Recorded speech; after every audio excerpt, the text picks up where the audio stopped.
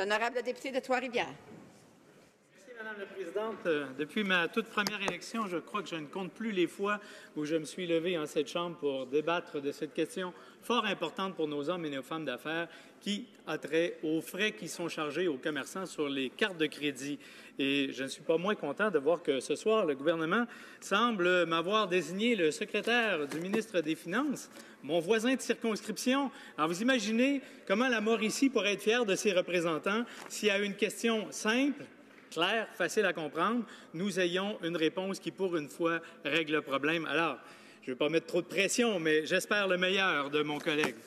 Ah, je vous rappelle la question qui avait été posée en juin, sur laquelle j'avais eu, je dirais, une légère déception quant à la réponse, et c'était pourtant très clair. Quand le gouvernement va-t-il agir pour plafonner les frais de carte de crédit pour nos PME? Et je vous mets un petit peu en contexte l'importance de cette situation-là. Dans le précédent Parlement, le NPD avait déposé une motion exactement sur le même sujet qui avait deux objectifs très clairs. Le premier, limiter donc les frais de transaction, et le deuxième, permettre aux commerçants de divulguer aux consommateurs les frais liés aux différentes cartes de façon à éclairer le consommateur dans ses choix. À l'époque, les libéraux s'étaient montrés tout à fait en faveur de la motion. Je vous donnerai par exemple juste une citation qui est de l'ancienne députée de York West, aujourd'hui députée de Humbert River Black Creek, qui disait ceci: « Avec leur code volontaire, les conservateurs ont tenté bien maladroitement d'apaiser les inquiétudes suscitées par l'arrivée de Visa et Mastercard sur le marché du débit et du crédit. Le caucus libéral craignait, à juste titre, qu'en l'absence de mécanismes pour faire respecter les règles, un code de conduite pour les émetteurs de cartes de crédit, de débit et de crédit soit inefficace. » Fin de la citation, Madame la Présidente. Et je vous dirai simplement trois petites règles qu'on trouve à peu près dans tous les contrats entre ces deux grandes firmes émettrices et chacun des commerçants qui montrent très bien en quoi nos commerçants sont lésés. Obligation d'honorer tous les types de cartes de crédit. Alors, à partir du moment où vous acceptez Visa, vous devez accepter toutes les cartes Visa, peu importe le coût qui sera facturé avec chacune de ces cartes. Pas interdit donc d'imposer des frais supplémentaires pour les cartes de fidélité et interdiction d'influencer le consommateur, ou je dirais d'éduquer le consommateur aux frais que le commerçant a endigués. Dans le dernier projet de loi que nous débattons encore présentement, le C-29, encore une fois, rien du tout pour plafonner les cartes de crédit. Voilà donc plus d'un an maintenant que les libéraux sont au pouvoir, ayant eux-mêmes décrié le code volontaire et les mesures mises en place par les conservateurs. On est encore au point de départ. Alors, je repose la question tout simplement en espérant une meilleure réponse. Quand le gouvernement va-t-il enfin agir pour plafonner les frais de carte de crédit pour nos propriétaires de PME? L'honorable secrétaire parlementaire du ministre des Finances. D'abord, Madame la Présidente, j'aimerais vous remercier. J'aimerais saluer mon collègue de Trois-Rivières. Effectivement, c'est rare que deux collègues comme ça peuvent avoir quasiment un échange privé dans la Chambre des communes. La Mauricie est très bien représentée ce soir, évidemment. Alors, je le salue. Et il va être content, Madame la Présidente, parce que pour sa question simple, il y a une réponse simple. Nous avons déjà agi. Il a soulevé un enjeu fort important pour les petits commerçants, pour nos PME, pour tous ceux qui sont dans les transactions bancaires. Et nous avons déjà agi. Madame la Présidente, vous allez me permettre, je vais faire le discours dans les deux langues, parce que c'est un enjeu non seulement qui touche la Mauricie, qui touche le Québec, mais l'ensemble du pays, Madame la Présidente, car j'ai eu la chance, j'ai eu le privilège, dans mon rôle de secrétaire parlementaire du ministre des Finances, de rencontrer plusieurs intervenants du milieu, justement pour bien comprendre. Alors, je suis sûr que ce soir, mon collègue de Trois-Rivières va se coucher en étant content qu'on ait pu lui donner une réponse claire, parce que nous avons agi. Comme je vous disais, Madame la Présidente, le gouvernement fait des investissements judicieux nécessaires qui vont renforcer et appuieront la classe moyenne et ceux qui travaillent fort pour en faire partie. Dans le cadre de cet appui, nous garantissons un marché équitable et compétitif pour les commerçants et les consommateurs à travers le pays.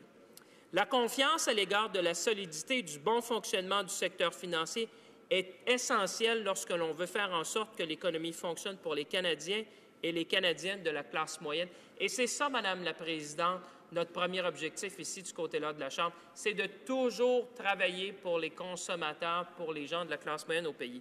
Les Canadiens s'attendent à ce que leur gouvernement examine et surveille le secteur financier afin qu'il demeure stable et efficient et qu'il réponde à l'évolution de leurs besoins. To that end, Madame... Pour ce faire, Madame la Présidente, une des mesures prises par le gouvernement portait justement sur les frais des cartes de crédit. On a entendu les Canadiens et on a agi. En novembre 2014, Visa et Mastercard se sont engagés séparément à réduire leurs frais, ce qu'on connaît dans l'industrie comme étant les commissions interbancaires. Ces commissions interbancaires influencent le coût d'acceptation des cartes de crédit pour les commerçants.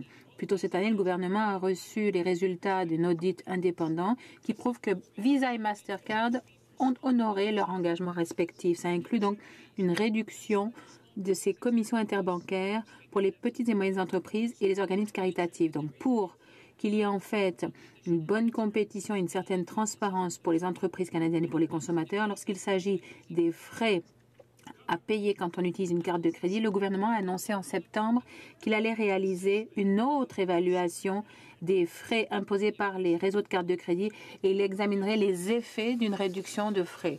Près de 2 ans de cela, Visa et Mastercard se sont engagés séparément à réduire volontairement leurs frais et leurs commissions interbancaires de cartes de crédit. Ça a permis, donc, il s'agissait ici de réduire leurs commissions interbancaires pour atteindre un taux annuel moyen d'1,50% chaque année, sur 5 ans. De Trois-Rivières, c'est que nous avons déjà agi. Nous avons encore énoncé que nous allons faire une étude encore plus approfondie pour justement bien comprendre l'écosystème en vue d'agir, mais à chacune de nos actions, Madame la Présidente, ce sont les consommateurs et les consommatrices canadiens qui vont être mis de l'avant. C'est notre objectif, c'est ce que nous faisons à chaque fois quand nous regardons ces mesures-là. Est-ce que c'est dans l'intérêt des Canadiens et des Canadiennes? C'est ce que nous allons continuer de faire. Merci, Madame la Présidente. L'honorable député de Trois-Rivières. Merci, Madame la Présidente. Études et écosystème, voilà 2 mots qu'on entend dans la bouche de tous les représentants du gouvernement depuis bientôt 1 an. Il semble que ça ne va pas s'arrêter, mais ça tarde à l'action. Alors, c'est vraiment à regret, chers collègues, mais non, je vais partir encore un petit peu déçu de la Chambre des communes par votre réponse. Et il faut bien voir qu'au moment où, en juin, je posais la question, Walmart, c'est quand même pas une PME, Walmart menaçait de bannir Visa de ses magasins. Et au moment où on se parle, c'est déjà commencé et c'est fait en Alberta.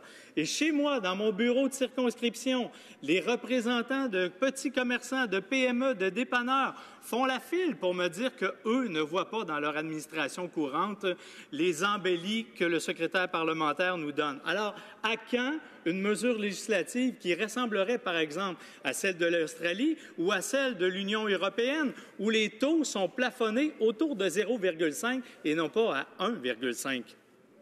Secrétaire parlementaire du ministre des Finances. Merci, Madame la Présidente. Je suis certain que ce soir, mon collègue va se coucher un peu plus heureux, Madame la Présidente, parce qu'il comprend que la première chose qu'on doit faire, c'est d'écouter d'abord les représentants. C'est exactement ce qu'on fait, Madame la Présidente, c'est d'écouter les commerçants, c'est d'écouter ceux qui font partie justement de cet écosystème-là pour mieux agir. Je pense que les commerçants, et je pense que mon collègue de Trois-Rivières, ce soir, quand il va se coucher, il va réfléchir à ça. Il va se dire que les gens qu'on a consultés, Madame la Présidente, sont très contents qu'on prenne justement le temps de bien comprendre les mesures, parce qu'il y a eu des mesures comme mon collègue de Trois-Rivières fait mention, qui ont été prises dans d'autres pays, mais qui ont eu d'autres impacts sur les consommateurs et les consommatrices.